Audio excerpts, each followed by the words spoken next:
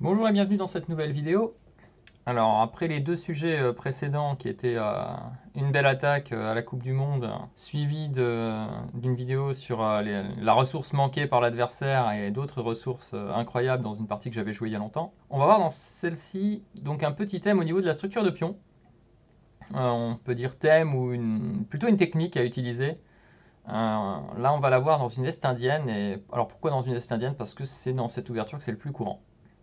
Donc je vais vous montrer toute la partie. Donc, comme vous pouvez le voir, c'est une partie que j'ai jouée contre un joueur à 2387, Mort Olivier, je crois.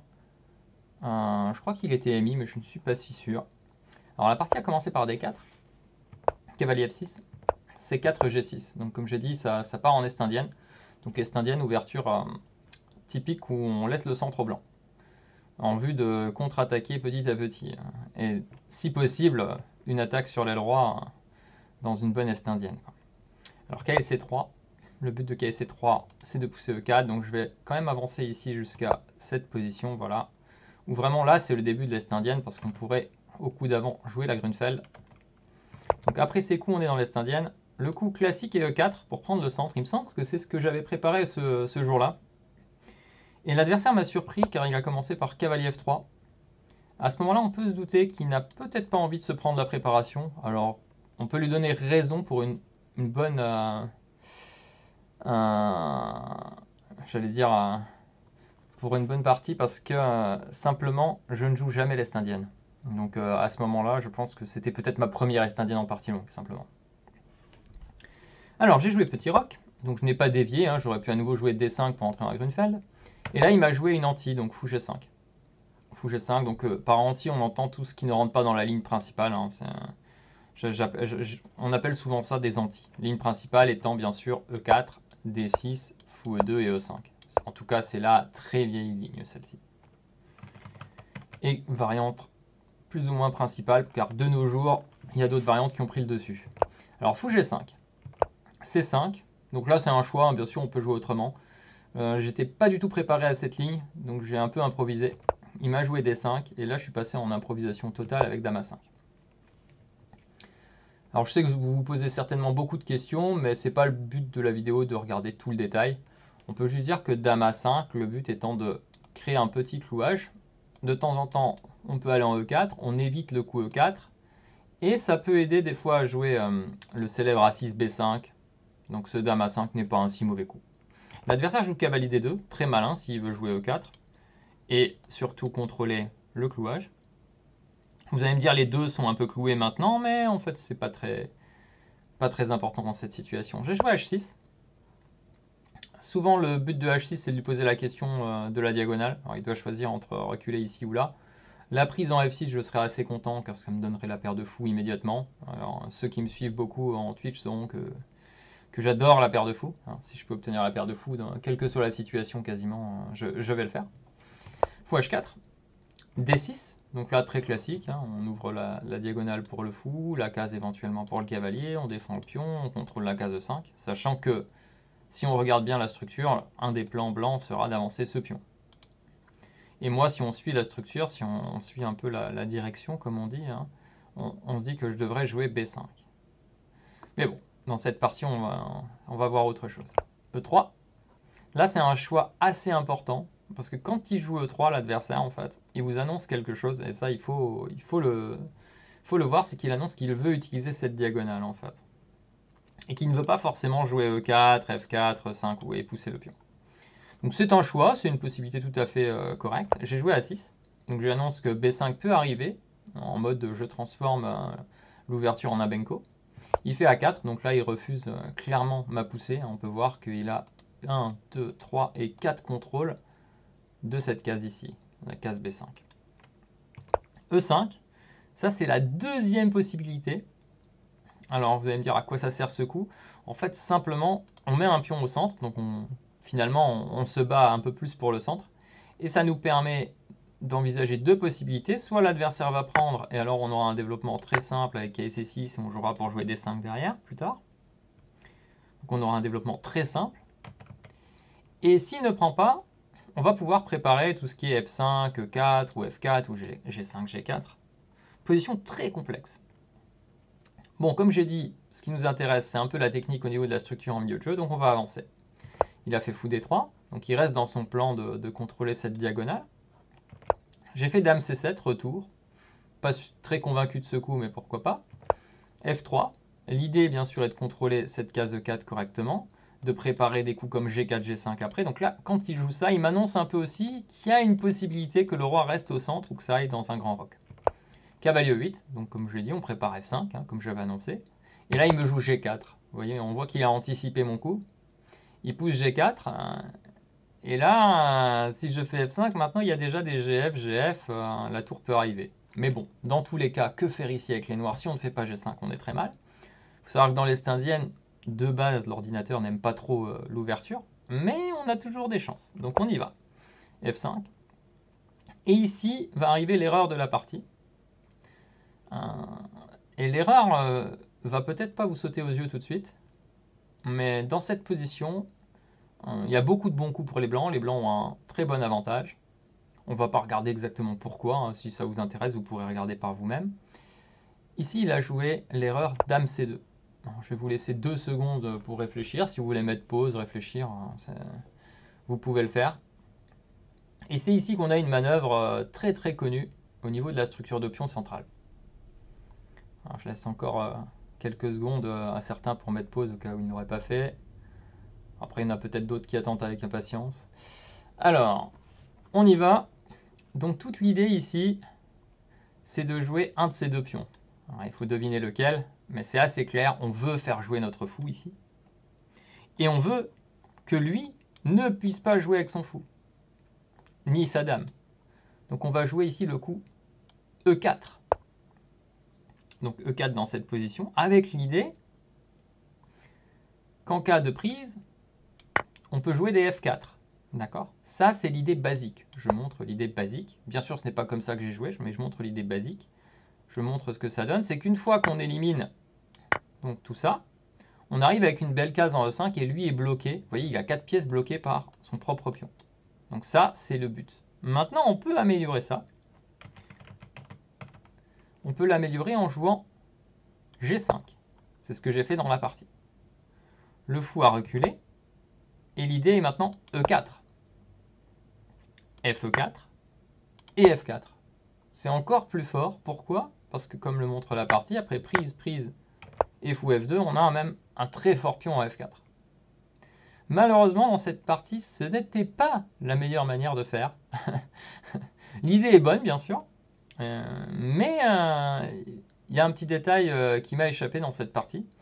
Et je vais vous montrer quand même ce que l'adversaire aurait pu faire et ce que j'aurais dû faire. En fait, dans cette situation très précise, il aurait pu jouer cavalier prend, pion prend et fou prend. Et étrangement, ça donne un avantage au blanc parce que je suis en retard de développement et le pion H arrive très rapidement. Ça, c'est le souci.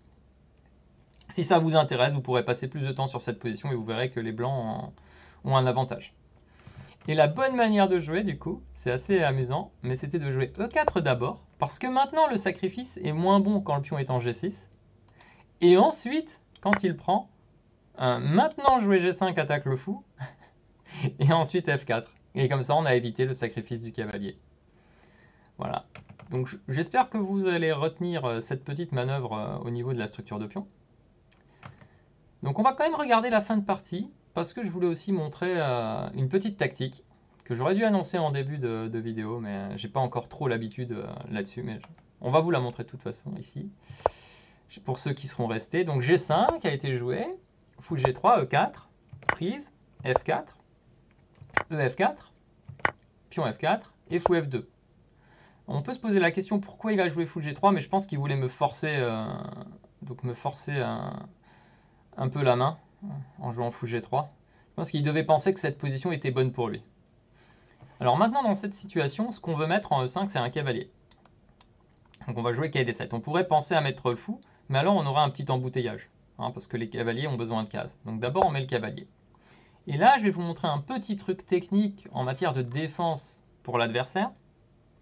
Une possibilité quand on est bloqué comme ça, c'est de rendre le pion. Oui, parce que j'ai quand même peut-être pas dit très clairement qu'on avait sacrifié un pion pour cette case. Mais donc dans cette situation, vous pouvez éventuellement rendre le pion.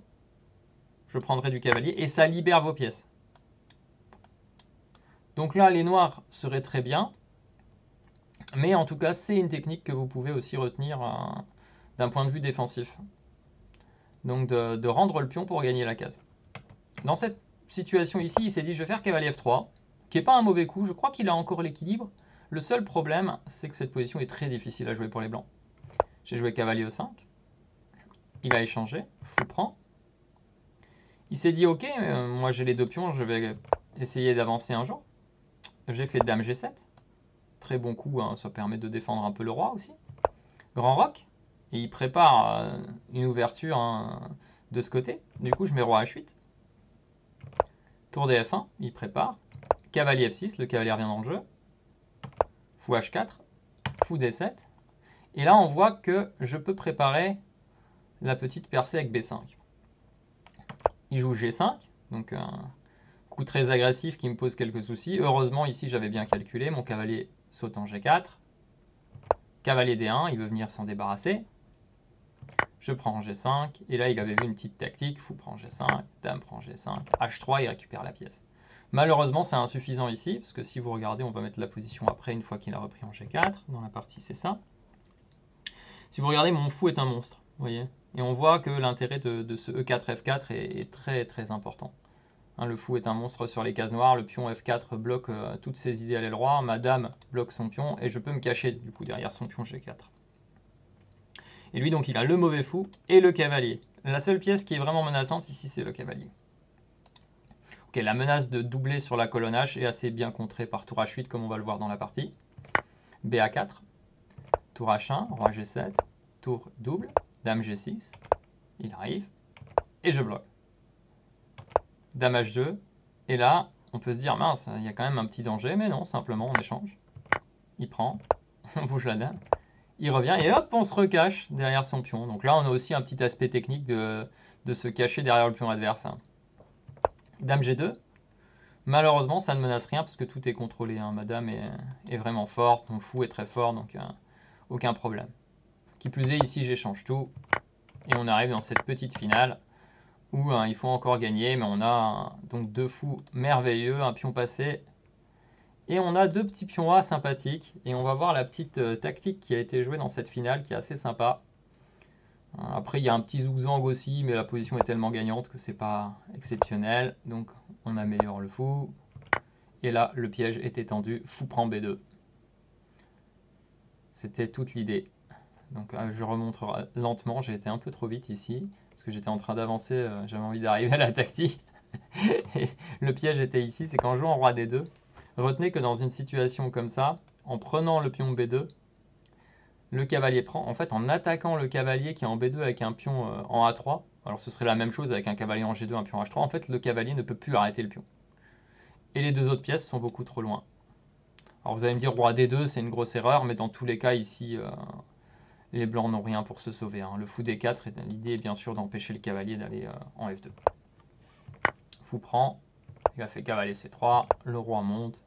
Bon, et la fin de partie, je vous la montre rapidement, mais il n'y a pas grand chose à voir, hein, juste... à la fin, je crois que je vais échanger contre le cavalier et puis je vais gagner tranquillement la finale.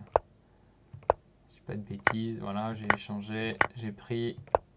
Et l'adversaire essaye de m'embêter avec les deux pions passés, le pion D et le pion H, mais malheureusement j'ai deux pièces pour arrêter et en plus j'ai mes deux pions, trois pions passés, donc c'est très difficile pour lui, il va me donner. Et là il y a un joli coup à la fin, fou A4 et il peut pas rester ici, le zigzag est très clair. Le roi ne peut pas s'en aller, sinon le pion avance. Et le fou ne peut pas garder les deux diagonales. C'est-à-dire qu'à la fois, il doit empêcher le pion F d'avancer, et il doit garder la case G6 pour empêcher mon roi d'aller chercher le pion. Donc c'est un petit zigzag pour finir. Même si, bon, bien sûr, il y a d'autres manières de gagner dans cette position, mais c'était une jolie fin. Voilà, voilà. Donc deux choses à retenir dans cette vidéo, je vais les remontrer. Je vais montrer la deuxième chose en premier, c'est cette tactique ici avec fou prend B2, qui laisse passer le pion. Donc il faut savoir que les pions A et H sont les plus compliqués pour un cavalier, il a toujours du mal à les arrêter. C'est le plus embêtant pour lui.